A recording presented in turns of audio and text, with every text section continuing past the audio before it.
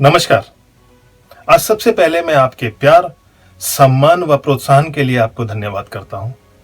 आज ही pen channel ने अपने 1000 सब्सक्राइबर्स पूरे किए हैं। आपके मेल्स भी लगातार मुझे मिलते रहते हैं और मुझे प्रोत्साहित करते रहते हैं। इसके साथ ही मैं क्षमा प्रार्थी भी हूं कि इतने लंबे समय के बाद वीडियो बना रहा हूं।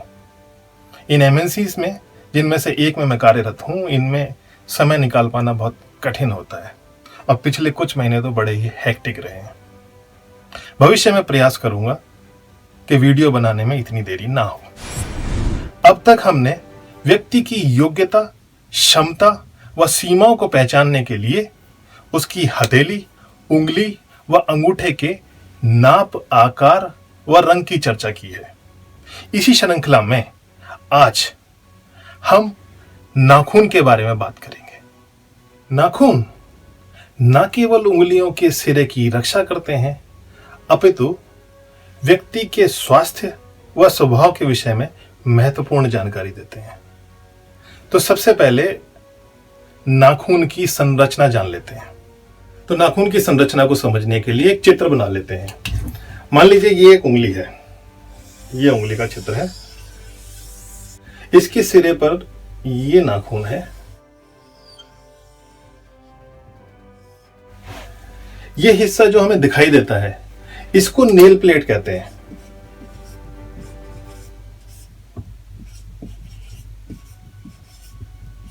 इस नेल प्लेट का कुछ हिस्सा उंगली से बाहर की ओर रहता है, जिसको हम समय समय पर काटते रहते हैं। उसको फ्री नेल कहते हैं, ये वाला हिस्सा। और इसका कुछ हिस्सा खाल के नीचे दबा होता है, यहां से लेकर ये पूरा। इसका निचला भाग, ये वाला, इसको कटिकल कहते हैं। यहां पर केराटिन नामक प्रोटीन बनता है, जिसको लगातार बाहर की ओर धकेला जाता रहता है, जिसकी वजह से नाखून लगातार बढ़ते रहते हैं और लगभग 6 महीने में पूरा नाखून नया बन जाता है। यही कारण है कि नाखून से व्यक्ति के स्वास्थ्य के विषय में पिछले 6 महीने की जानकारी मिल जाती है। नाखून के आधार में आपने अर्धचंद्राकार आकृति को भी देखा होगा।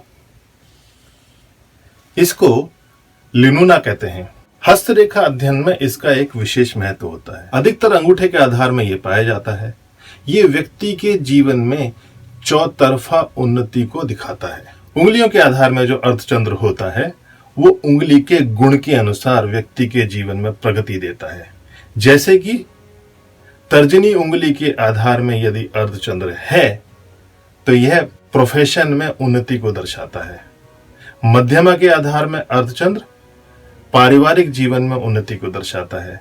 वहीं अनामिका के आधार में या सन फिंगर के आधार में अर्धचंद्र सामाजिक उन्नति की ओर इशारा करता है और बुध की उंगली में दिखने वाला अर्धचंद्र व्यवसायिक क्षेत्र में उन्नति को दर्शाता है।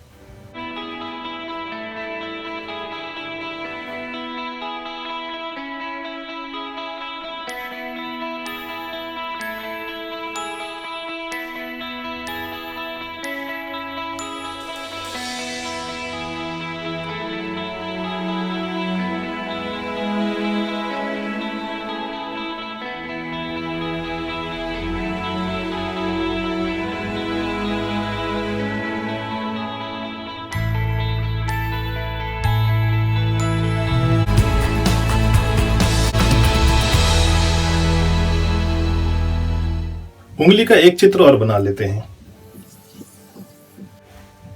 इस नेल प्लेट के नीचे ये जो हिस्सा होता है खाल का,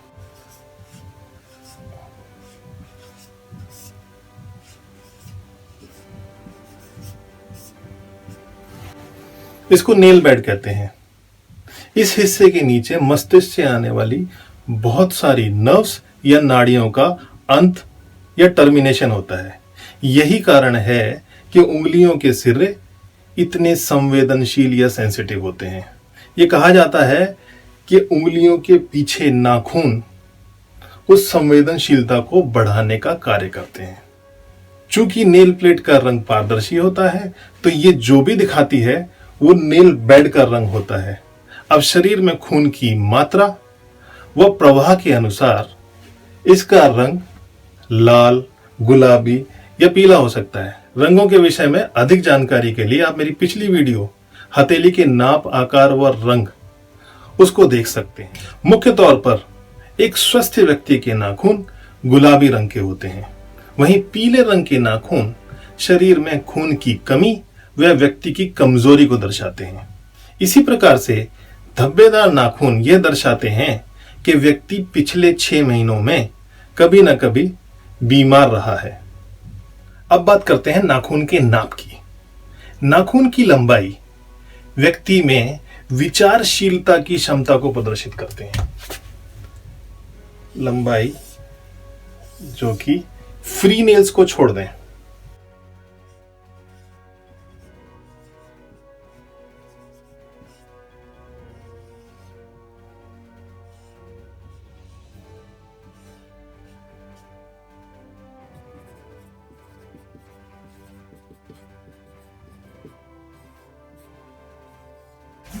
लंबे नाखून यानी कि ज्यादा नर्व्स का टर्मिनेशन, यानी कि ज्यादा संवेदनशीलता, यानी कि ज्यादा विचारशीलता।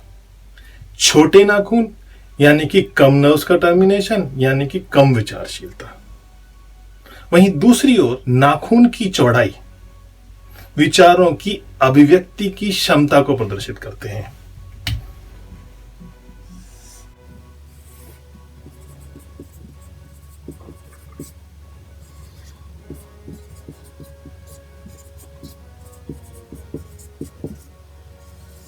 चौड़े नाखून वाले व्यक्ति अपने विचार आसानी से बिना सोचे विचारे अभिव्यक्त कर सकते हैं, यानी कि सभी नर्व्स की शक्ति की अभिव्यक्ति हो जाती है।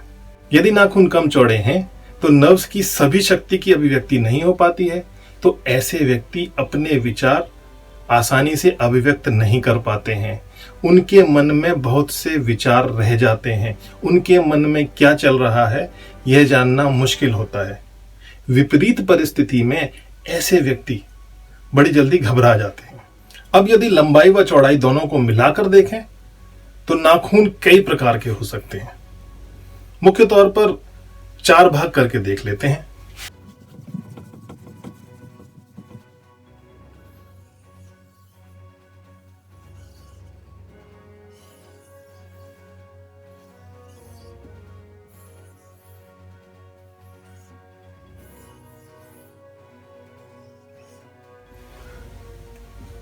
अधिक चौड़ा और अधिक लंबा, कम चौड़ा, अधिक लंबा,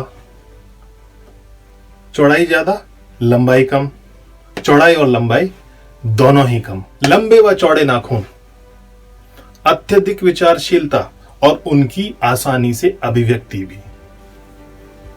लंबे व कम चौड़े नाखून अधिक विचारशीलता लेकिन विचारों की अभिव्यक्ति नहीं।